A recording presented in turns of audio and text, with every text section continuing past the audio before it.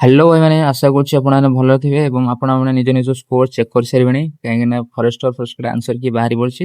ତ ଆକରେ ମୋର ସ୍କୋର କେତେ କଣ ରହିଛି, କୋଉ ଟପିକରେ କେତେଟା କଣ ଭୁଲ ଅଛି ଆଜି ଆନାଲାଇଜ କରିବା। ବାକି କଟଅଫ କଥା ବି ଲାଷ୍ଟକୁ କଟଅଫ କେତେ କଣ ଯିବ ତାରି ଉପରେ କିଛି ଆଲୋଚନା କରିବା। ତ ଚାଲନ୍ତୁ ସେକ୍ସନକୁ ଷ୍ଟାର୍ଟ କରିବା। ତ ପ୍ରଥମ କଥା, ମୋର ଏଇଟା ହଉଛି ଲେଟର ଯୋଉଟା କି ମା ମଙ୍ଗଳା ଆଇଟିଏସ୍ କଲେଜରେ ମୋର ଏକ୍ଜାମ ସେଣ୍ଟର ପଡ଼ିଥିଲା, କାହିଁକିନା ମୁଁ ପୁରୀରୁ ବିଲଙ୍ଗସ୍ କରୁଛି। ତ ତାପରେ ଡେଟ୍ ଦେଖିବା 28/4 ଥିଲା ଏକ୍ଜାମ। ତ ଫାର୍ଷ୍ଟ ସିଫ୍ଟରେ ହିଁ ପଡ଼ିଥିଲା ଏକ୍ଜାମ। ଏକ୍ଜାମ ଦେଖିବାକୁ ଗଲେ ଇଜି ଟୁ ମଡେଲ ଲେବୁଲ ଥିଲା, ବେଶୀ ହାର୍ଡ ନଥିଲା। କିନ୍ତୁ ମ୍ୟାଥ ଟିକେ ନକ ହଇରାଣ କରିଥିଲା କାଲକୁଲେସନରେ, ଖାସ କରିକି ଆପଣଙ୍କର ସିଆଇ ଏବଂ ମେନ୍ସୁରେସନ୍ ଆଉ ଟାଇମ୍ ଆଣ୍ଡ ୱାର୍କର ଗୋଟେ ମିସଲିନିୟସ୍ କନସେପ୍ଟ ଉପରେ ଗୋଟେ କ୍ୱେଶ୍ଚନ ଆସିଥିଲା।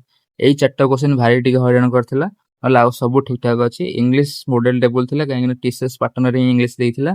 ଜେନେରାଲ ନଲେଜ ଦେଖିବା ପାଇଁ ଗଲେ ଠିକ୍ ଠାକ୍ ଅଛି, ମାନେ ଟିସିଏସ୍ ଯେହେତୁ ଯେ ପାଟର୍ନ କରୁଛି ତା ପାଟର୍ନ ହିଁ ସେମିତି ଯେ ଜେନେରାଲ ମାନେ ଜିକେ ର କ୍ୱେଶ୍ଚନ ପାଟର୍ନ ହିଁ ସେମିତି ଟିସିଏସ୍ ର ଥିଲା, ସେମିତି ଦିଏ।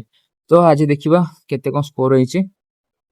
ଟୋଟାଲ ମୋର 89ଟା ଆଟେମ୍ପ୍ଟ ଥିଲା, ଆଉ ତା ଦେହରୁ 76ଟା ଠିକ୍ ଅଛି, 13ଟା ଭୁଲ ଅଛି, 11ଟା ଅନଆଟେମ୍ପ୍ଟ ଅଛି। ତ ମ୍ୟାଥରୁ ଷ୍ଟାର୍ଟ କରିବା। ମ୍ୟାଥରେ ଟୋଟାଲ 17ଟା ଠିକ୍ ଅଛି, 2ଟା ଭୁଲ ଅଛି, ଗୋଟେ ଛାଡ଼ି ଦେଇଥିଲି। କୋଉଟା ସହିତ ମେନ୍ସୁରେସନଟା ସେଇଟା ଆଇସୋସେଲିସ୍ ଟ୍ରାଙ୍ଗଲ ଉପରେ ଦେଇଥିଲା, ସେଇଟା ଛାଡ଼ି ଦେଇଛି। ଆଉ ଭୁଲ ଅଛି ସେ ମେନ୍ସୁରେସନ ହିଁ ଗୋଟେ ଭୁଲ ଅଛି। ଏଇଟା ମନେ ପଡୁନି ମୋର ଏବେ କୋଉଟା ଭୁଲ ଅଛି, 2ଟା। ତ ଆର ସ୍କୋର ହେଇଯାଉଛି ମ୍ୟାଥରେ 16.50। 17ଟା ଠିକ୍, 2ଟା ଭୁଲ, ଗୋଟେ ଛାଡ଼ିଥିଲି। ତ ଆର ସ୍କୋର ହେଇଯାଉଛି 16.50। ତାପରେ ଇଂଲିଶ ଦେଖିବା। ଇଂଲିଶରେ ଟୋଟାଲ 15ଟା ଠିକ୍ ଅଛି, 3ଟା ଭୁଲ ଅଛି, ଯୋଡ଼େ ଛାଡ଼ିଛି। ତ ଆର ସ୍କୋର ହେଇଯାଉଛି 14.25। 3ଟା ଭୁଲ କୋଉଟା ହଉଛି ନା ଗୋଟେ ଆଣ୍ଟୋନିମ୍ ଦେଇଥିଲା, ସେଇଟା ଭୁଲ ଅଛି। ତାପରେ ଆଉ ଗୋଟେ ଗ୍ରାମାର କରେକ୍ସନ କରିବା ପାଇଁ ଦେଇଥିଲେ, ସେଇ ଗୋଟାକ ଭୁଲ ଅଛି। ଆଉ ଏତିକି ଏଇନାରେ ମାନେ ମନେ ପଡୁନି। ପ୍ଲସ୍ ଏଇ ଦିଟା ହିଁ ମୋର ମନେ ଅଛି ପୁରା, କାହିଁକିନା ଏଇଟା ମୋତେ ଆସିବା କୋଶ୍ଚିନ୍ଟା ଥିଲା, ଯୋଉ ଗ୍ରାମାର କରେକ୍ସନଟା ସେଟା ଜଷ୍ଟ ସିଲି ମିଷ୍ଟେକ୍ ଥିଲା। ସେଇଟା ଭାରି ବାଧୁଛି ଏବେ ଦେଖିବାରୁ, ନା କାହିଁକିନା ଯୋଉଟା ଆସୁଥିଲା ସେଇଟା ଯଦି ଭୁଲ କରିଦବ ତାହେଲେ ବହୁତ ବାଧିବ। ତ 15ଟା ଠିକ୍, 3ଟା ଭୁଲ, 2ଟା ଛାଡ଼ିଛି। ତ ଏଇଟା ହେଲା 14.25 ଇଂଲିଶରେ। ତାପରେ ଜିକେ ଦେଖିବା। ଜିକେ ରହୁଛି 14ଟା ଠିକ୍, 5ଟା ଭୁଲ, 6ଟା ଛାଡ଼ି ଦେଇଛି। ଆଉ ଜିକେ କଥା ଦେଖିଲେ ବହୁତ ମାନେ ଆସୁଥିବା କୋଶ୍ଚିନ୍ ବି ସେଠି ମନେ ପଡିଲାନି। ତ ମାନେ ଏପଟ ସେପଟ ଏ ବି ହେଇକି ଏମିତି ପାଖାପାଖି 5ଟା ଭୁଲ ହେଇଯାଇଛି ତା ଦେହରେ ଜିକେ ର ସ୍କୋର ହଉଛି 12.75। ତ ତାପରେ ଓଡିଆକୁ ଦେଖିବା। ମୁଁ ଭାବୁଥିଲି ଓଡିଆରେ ସବୁ ଚାପ୍ଟର ଅପେକ୍ଷା ଓଡିଆରେ ହିଁ ମୋର ମାନେ ସବୁଠାରୁ ଖରାପ ହେଇଥାନ୍ତା ଓଡିଆରେ, କିନ୍ତୁ ଦେଖିଲା ବେଳକୁ ମାନେ କୋଶ୍ଚିନ୍ ଏତେ ଇଜି କୋଶ୍ଚିନ୍ ଆସିଥିଲା, ମାନେ ବହୁତ ଇଜି କୋଶ୍ଚିନ୍ ଆସିଥିଲା ଓଡିଆର।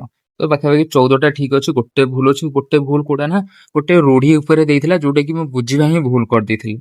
ତ ଓଡିଆରେ ଗୋଟେ ଭୁଲ ଅଛି, ଆଉ ମାନେ କିଛି ଆଦେହରେ ମୁଁ ଛାଡ଼ିନଥିଲି, 15ଟାରୁ 15ଟା ଆଟେମ୍ପ୍ଟ କରିଥିଲି।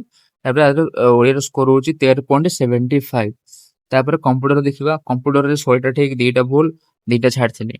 MS ୱାର୍ଡରେ ମାନେ କମ୍ପ୍ୟୁଟର ମଡ୍ୟୁଲ ଦେଖିଲା ବେଳକୁ କମ୍ପ୍ୟୁଟରରେ ମଡରେଟ ଲେଭେଲ କ୍ୱେଶ୍ଚିନ୍ ଅଛି। ଇଜି କହିଲେ ହବନି, ସେଇଟା ମଡରେଟ ଲେଭେଲ କ୍ୱେଶ୍ଚିନ୍ ଆସିଥିଲା, କାହିଁକିନା ୱାର୍ଡ ଆଉ ଏକ୍ସେଲ ଉପରେ ଅଧିକ କ୍ୱେଶ୍ଚିନ୍ ଦେଇଥିଲା।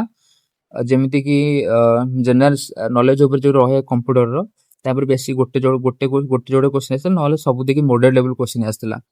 ତ ଇଏ ହଉଛି ଆପଣଙ୍କ କମ୍ପ୍ୟୁଟର। ତ ଟୋଟାଲ ଆନ୍ସର ଦେଖିବା ପାଇଁ ଗଲେ ଆପଣଙ୍କ 76, 76ଟା ଠିକ୍ ଅଛି, 13ଟା ଭୁଲ ଅଛି, 11ଟା ଅନଆଟେମ୍ପ୍ଟ, ମାନେ 11ଟା ଛାଡ଼ି ଦେଇଥିଲେ।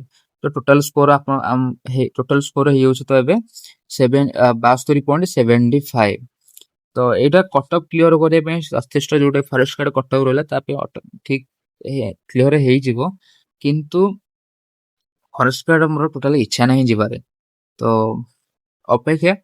ବାକି ଯୋଉ ରହିଲା ଏକ୍ସାଇଜ କନଷ୍ଟେବଳ ଆଉ ଫରେଷ୍ଟ ଗାର୍ଡ, ତାର କଟଅଫ କଥା, କଟଅଫ ବେଶୀ ହାଇ ଯିବନି, ଯଦି ଯିବ ଆପଣଙ୍କର ଯୋଉ ଫରେଷ୍ଟ ଏକ୍ସାଇଜ କନଷ୍ଟେବଳ ରହିଲା ସେଟା 73ରୁ 76 ଭିତରେ ତା କଟଅଫ ରହିବ। ଆଉ ଫରେଷ୍ଟର କଟଅଫଟା ଯୋଉଟା ରହିଲା, ଫରେଷ୍ଟ ଗାର୍ଡ କଟଅଫ, ସେଇଟା ପାଖାପାଖି ଆପଣଙ୍କର 67ରୁ 72 ଭିତରେ ହିଁ ରହିବ ଫରେଷ୍ଟ ଗାର୍ଡ କଟଅଫଟା।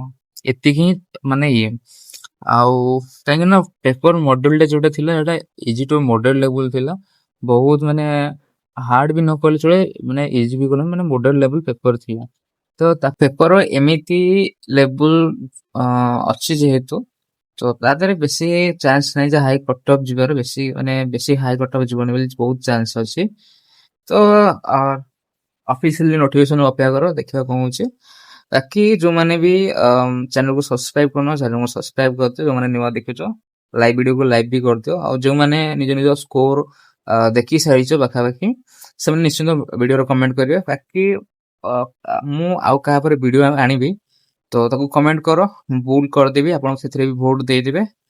ଏବଂ ଯୋଉମାନେ ବି ଟେଲିଗ୍ରାମରେ ଜଏନ୍ ହେଇଯାଅ ଟେଲିଗ୍ରାମରେ ଜଏନ୍ ହେଇଯାଅ, କ୍ୟୁଆର କୋଡ ଦେଇଦଉଛି ସ୍କାନ କରିକି ଜଏନ୍ ହେଇଯିବ। ନହେଲେ ମୁଁ ଡେସ୍କ୍ରିପସନରେ ଲିଙ୍କ ଦେଇଛି ସେଠୁ ଯାଇକି ବି ଟେଲିଗ୍ରାମରେ ଜଏନ୍ ହେଇଯିବ। କାହିଁକି ନା ତା ଦେହରେ ମୁଁ ଯେତେ ବି ମେଟେରିଆଲ ଅଛି ପଢାପଢି ମେଟେରିଆଲ ସବୁତିକି ମୁଁ ତା ଦେହରେ ଦେଇଦେଇଛି, ଅଲରେଡି ଦେଇ ସାରିଛି। ମାନେ ଯେତିକି ଫ୍ରି ବହି ହଉ, ମ୍ୟାଥ ର ପ୍ରାକ୍ଟିସ ବୁକ୍ ହଉ, ଜିକେ ର ପ୍ଲେଲିଷ୍ଟ ହଉ, ଇଂଲିଶ ର ପ୍ଲେଲିଷ୍ଟ ହଉ, ମ୍ୟାଥ ର ପ୍ଲେଲିଷ୍ଟ ହଉ, ରିଜନିଂ ର ପ୍ଲେଲିଷ୍ଟ ହଉ, ଓଡିଆ ଯେତେ ବି ଗ୍ରାମାର ରହିଲା, ଇଂଲିଶ ଗ୍ରାମାର ରହିଲା, ସବୁତିକି ମୁଁ ପ୍ଲେଲିଷ୍ଟ ମାନେ ଟେଲିଗ୍ରାମରେ ଦେଇଦେଇଛି। ତ ସେଠୁ ଯାଇକି ନିଜ ନିଜ ତାର ଫାଇଦା ଉଠେଇ ପାରିବ। ତ ଯଦି ଭିଡିଓ ଭଲ ଲାଗିଥାଏ ଭିଡିଓକୁ ଲାଇକ୍ କରିବେ, କମେଣ୍ଟ କରିବାକୁ ଭୁଲିବେନି, ଆଉ ଚ୍ୟାନେଲକୁ ସବସ୍କ୍ରାଇବ କରିଦେବେ। ତ ରହୁଛି, ଦେଖା ହବା ନେକ୍ସଟ ଭିଡିଓରେ।